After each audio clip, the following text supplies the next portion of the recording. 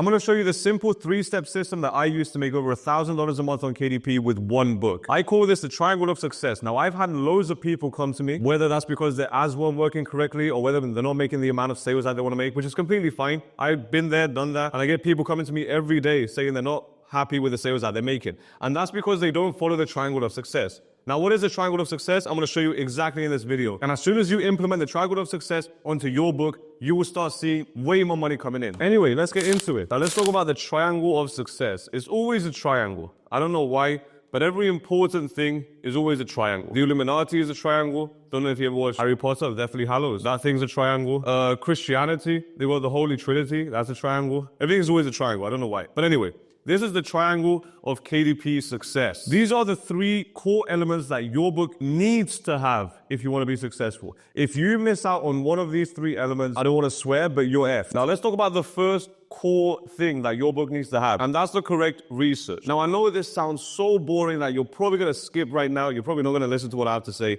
We're going to skip on to the next point because you don't want to listen to the research part. It is the most boring part, for me especially. Some people enjoy it. Personally, I don't enjoy it, but it's a fundamental core thing that you need to do if your book is going to succeed. If you're actually going to start making sales, if you don't do research, then you don't even know what you're making. You don't even know who you're making it for. You don't have the foundation. You don't have the core thing that drives your book forward. What do I mean by this? Let me just expand on this. So your research is made up of 2 fundamental parts. The first thing you need to understand is obviously your customer. Why? Because these guys are the people that have the money in their pocket. The money in these people's pockets, that's what you're after. You want to get them to give you the money, put them in your pocket. But guess what? No one gives you money unless you give them value in exchange, because that's the whole point of money. Money is a number that we put on value, and if we can give someone value, they can give us money, which is basically a value exchange. So if they have the money and we want their money and we have to give them something for their money, guess what we're going to give them? A book. That's obviously why we're doing Amazon KDP. But not just any book. We're going to give them a book so valuable, that's so perfect, that it's exactly what they're looking for. So it's just much easier for them to give us their money. If we give them something that's absolutely dog poop, they're not going to give us their money.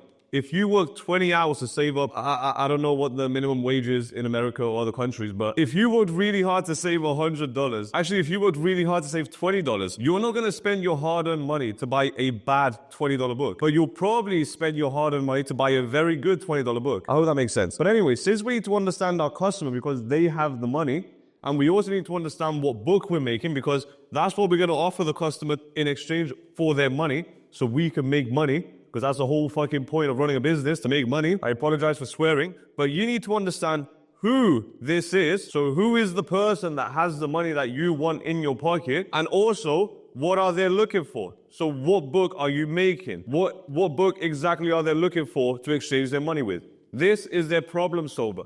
You never give money unless it solves a problem. If you're going out on a date and you're self-conscious and the woman is really pretty, your problem solver is alcohol. You have 2 beers, you're more social than you've ever been. So you're exchanging your money for the beers that's going to make you more social and hopefully land you or just have a good date. We're not going to talk about what happens after the date, but your problem solver is beers. Every time you give money, you solve a problem. If you're going to go to the mechanic, it's because they want to solve the problem that your car has. If you're going to buy an online course, it's probably because you want to solve a problem. That course is going to help you solve a problem. You never give money unless it solves a problem. Now, in our case, we're making a book that solves a problem, which is why people will give us their money. But before we even start making the book, we need to figure out who are we making the book for and what kind of book are they looking for. Those are the only 2 questions you need to, well, not the only 2 questions, there's more questions you need to ask. In fact, research needs to answer these 3 crucial questions. The first question it needs to answer is, can I actually make money? Is it even possible to make money in a specific niche? Now, obviously, if you don't do the research,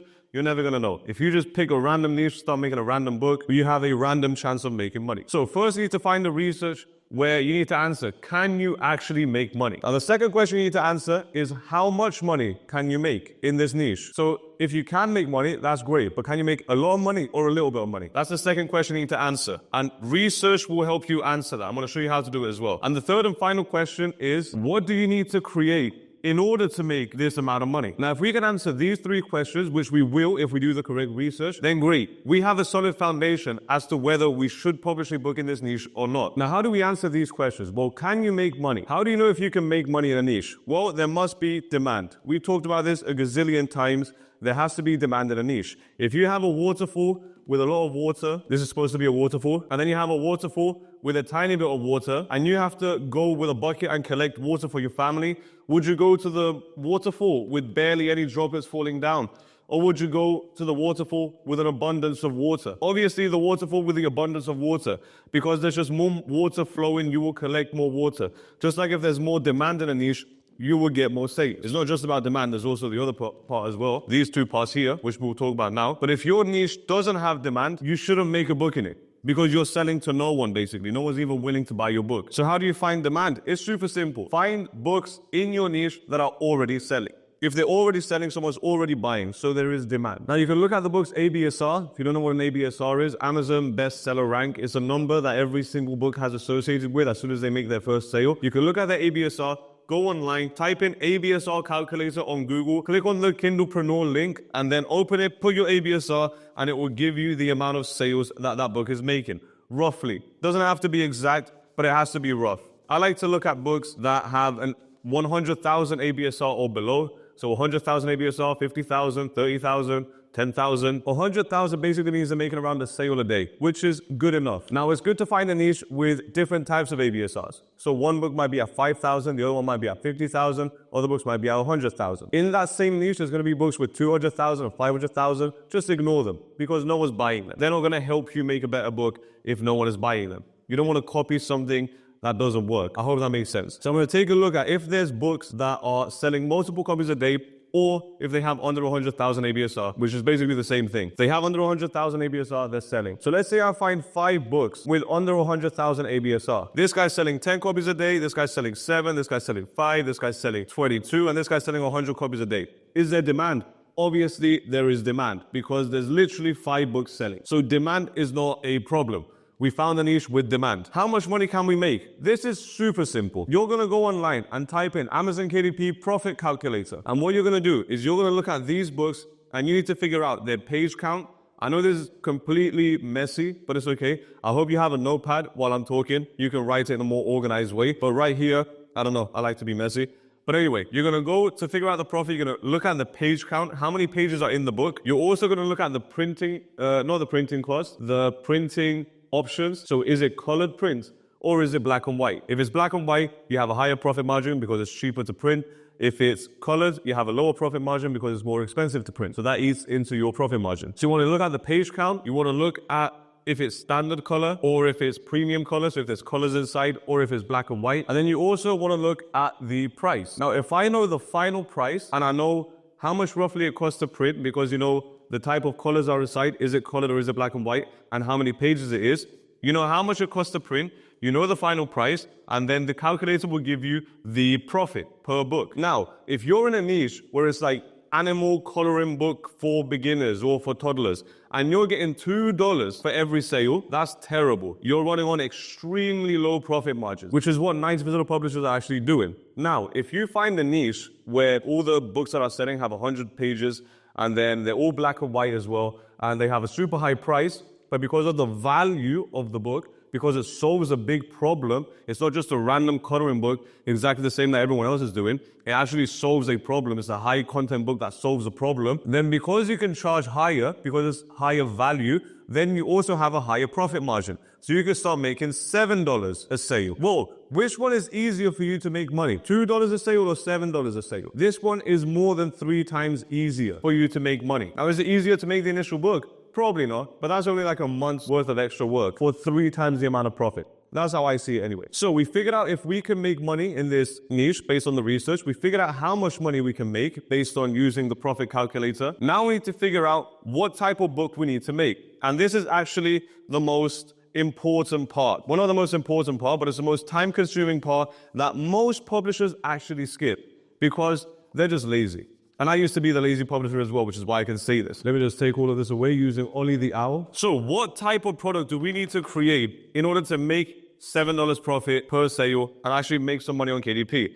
Well, just like we talked about the research, we need to understand these two fundamental principles. We need to understand who the person is who is buying and what they are looking for. If we can understand these two, we can create the perfect products for them. Now, with some of my previous Fiverr clients that I had, I used to ask them, who is your book for? They used to say everyone. Now, I understand why they would say everyone, because everyone can buy the book, everyone can afford the book and actually buy the book, but it's not created for everyone. So if I have a Bible study for women, it's not created for women. It's created for women that are also Christian or believe in the Bible and want to study the Bible. I'm not going to try and sell it to a Buddhist 10-year-old boy. It doesn't make any sense. So my target audience isn't 10-year-old Buddhist boys. So you need to be very specific on your target audience. Now, you can actually figure out who your target audience is very, very simply. Are you ready? This is the best way to do it. I'm going to take away research, but you know it says research. This is the best way to figure out your target audience.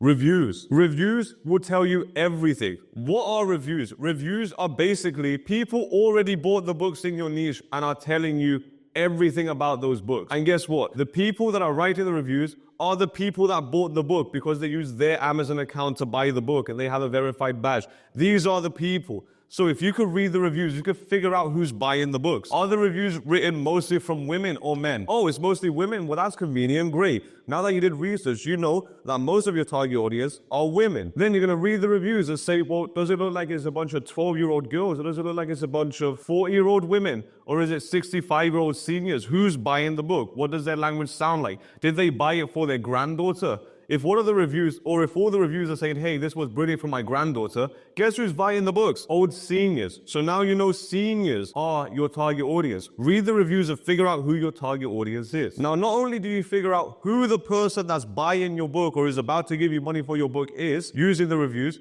you also figure out what type of book they're looking for. So if all the reviews, let's say it's for a cookbook, if all the reviews are saying, oh, all the cookbooks in this niche are black and white, no one has images, it's all boring, they're all using the wrong ingredients or something like that, guess what you're going to do? Now that you read the reviews and you did the research, you know who you're selling to, what type of product to make, so you know how to create a book that's going to resonate with this target audience. So you're not going to make a big, bright, blue and brown cover because that's probably going to resonate more with men. But you can make a book cover that resonates more with women. You can use more feminine colors, or you can try a more feminine approach to the book because you understand who the person is. Now, because you read the reviews, you also understand some of the negatives and positives of your competitors. So you can apply this to your book and you can make your book better, because the whole point of research is to find who are you selling to and then how to make it better. How do you make a better book? Because guess what? These people here, they're going to go on all the other competitors that we found that are selling. And then they're also going to go on your book. Guess what? Are they going to pick the worst book here? No. Obviously, they want to spend their money on something good. So they're going to pick the best book. So by you doing the research and understanding what's available out there in a niche, understanding who your customer is, so you can actually create a book that is perfect for them. And then because you understand what's bad about the books out there and what's good about the books out there, you can put that in your book. You can make a better book. The whole point of research is to figure out who you're selling to and how to make a better book. If you can do that, you crack the research puzzle. And now you actually have a chance of making money on KDP. Also, keep in mind the profit calculator that we talked about before. You don't really want to publish in a niche that's giving you $2 profit. You're making it extremely hard for yourself to make money. My minimum profit that I want to get from a book is $5. I don't want to get anything less than $5 profit from a book. Afterwards, it's just extremely hard to actually make money. Great. So now that we cracked our target audience, we did all our research, we know exactly who we're selling for and what we should sell, we can actually start creating our book. So when it's time to design our book cover, guess what? We know exactly what these people like. So we can design a book cover that these people are going to relate to.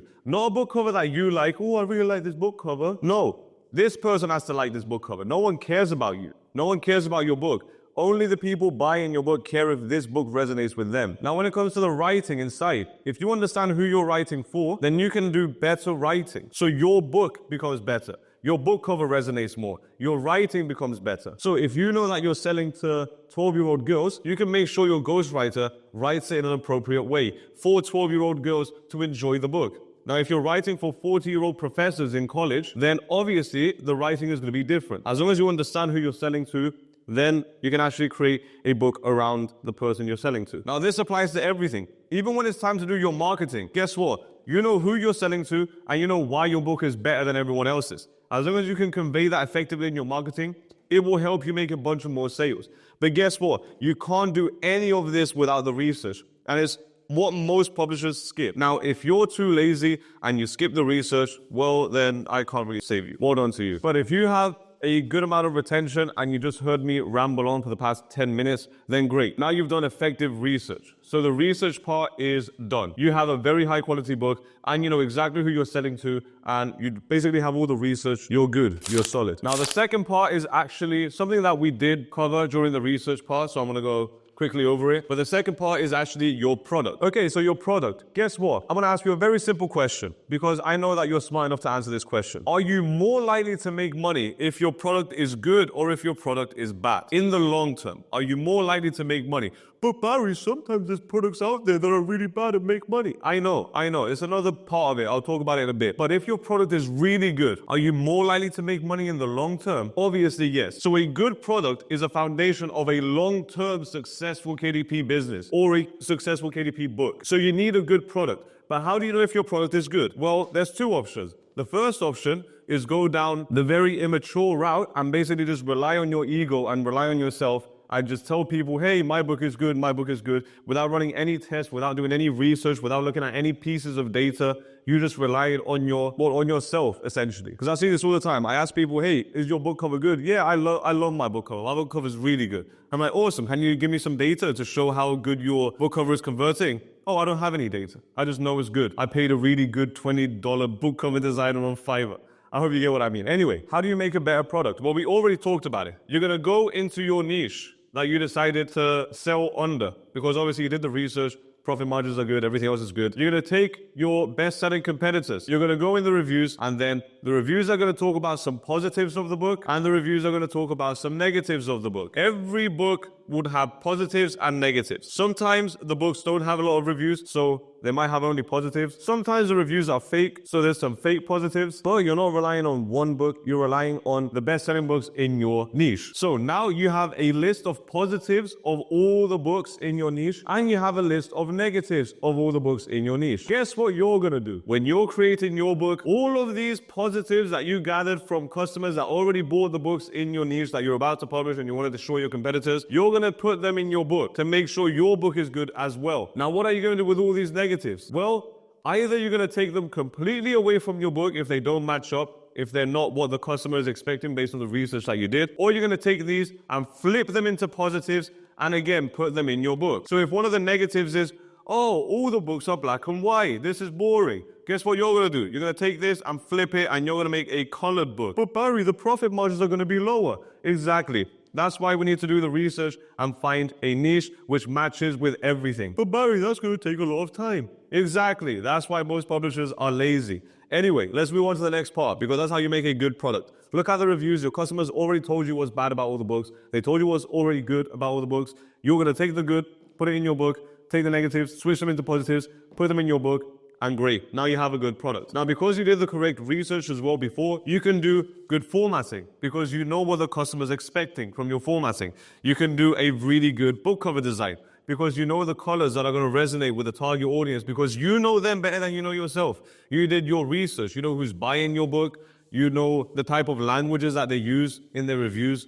You know who they're buying the book for. You know the problems of the books already out there. So one of the problems might be, oh, there's not a lot of illustrations or the illustrations are boring. Great. Now you can go hire an illustrator and create a better product. And those illustrations are going to resonate with the target audience more. It's going to make your book better. People are going to be more likely to buy your book because your illustrations resonate with them more. And it's just a big cycle and then your book eventually grows. Now the final part, marketing. What is marketing? I'll wait for you to answer that. Just give yourself an answer in your brain. I'll wait for like 3 seconds.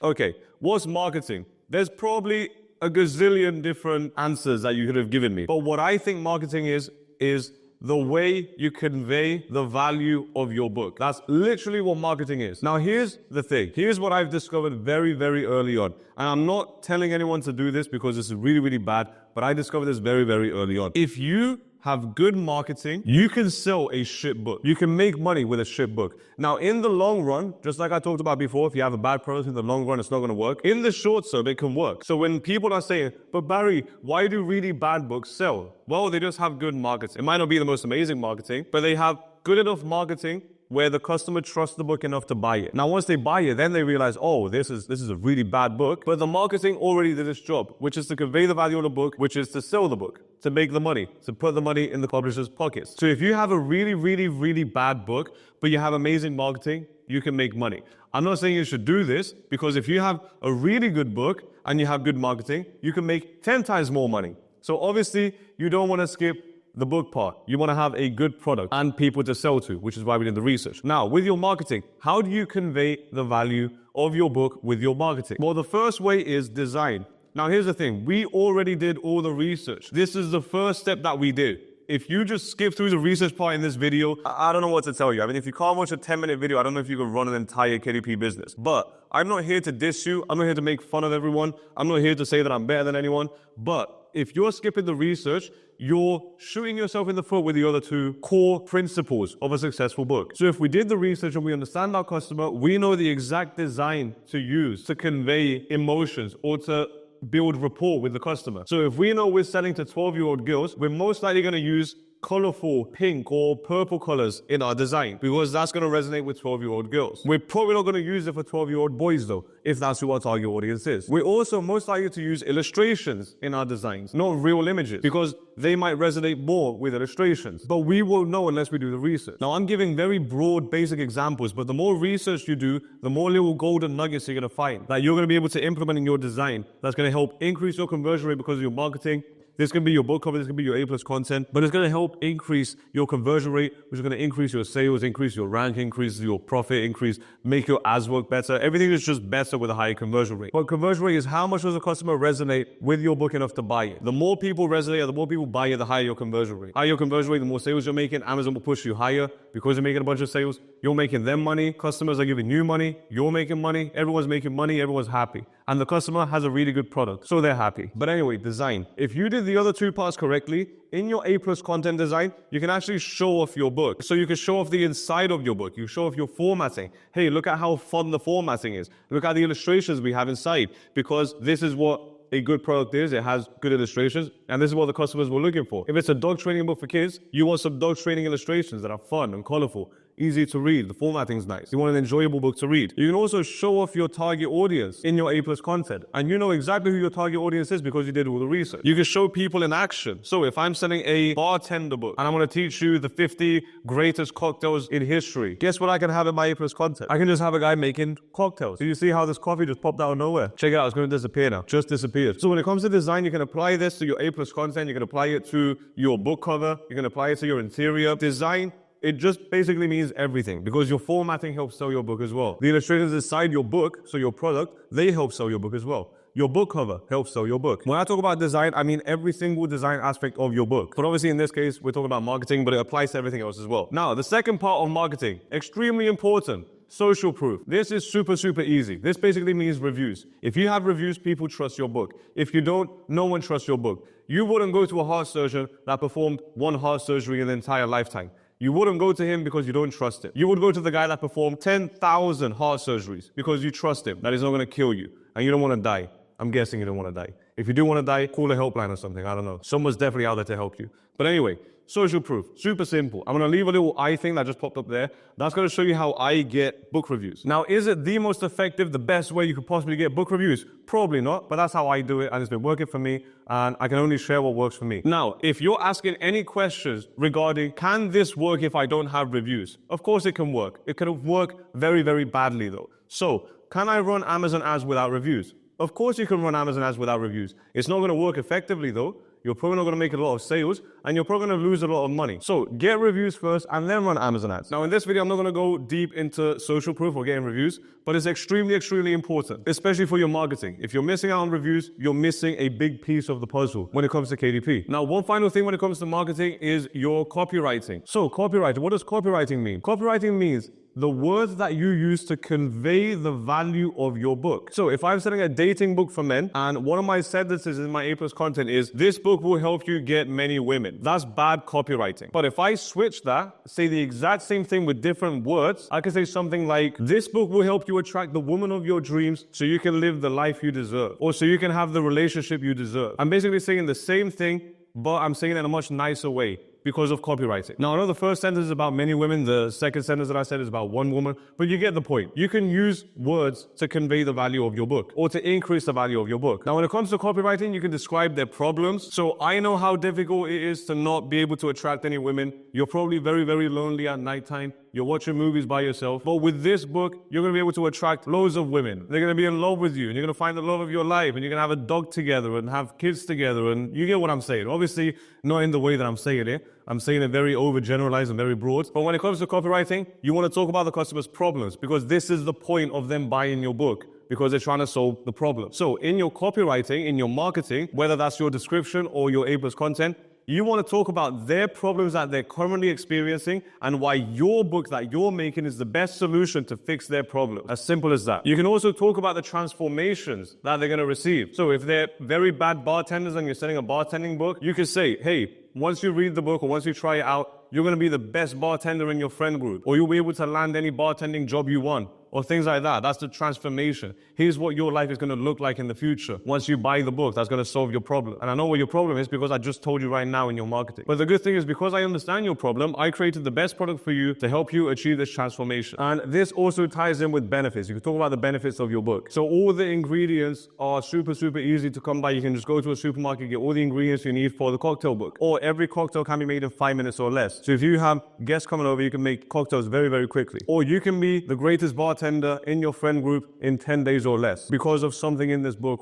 I hope you understand what I'm talking about. But anyway, these are the 3 core fundamentals when it comes to Amazon KDP Success. Now, before you actually click off this video because you think the video is finished and you want to go move on and watch another video, or you're going to go implement the things that I talked about, regardless of what you're going to do, there's one final boss level. And this is basically what everyone wants to know. So this is the triangle of success. And these are the 3 doors. Now, once you have these 3, you have a good product. Not product here, but product in general. You have a good book. Now, you have a good book because you did the correct research, so you know you can make money from it. You have a good product, so you know this is good enough for long-term value.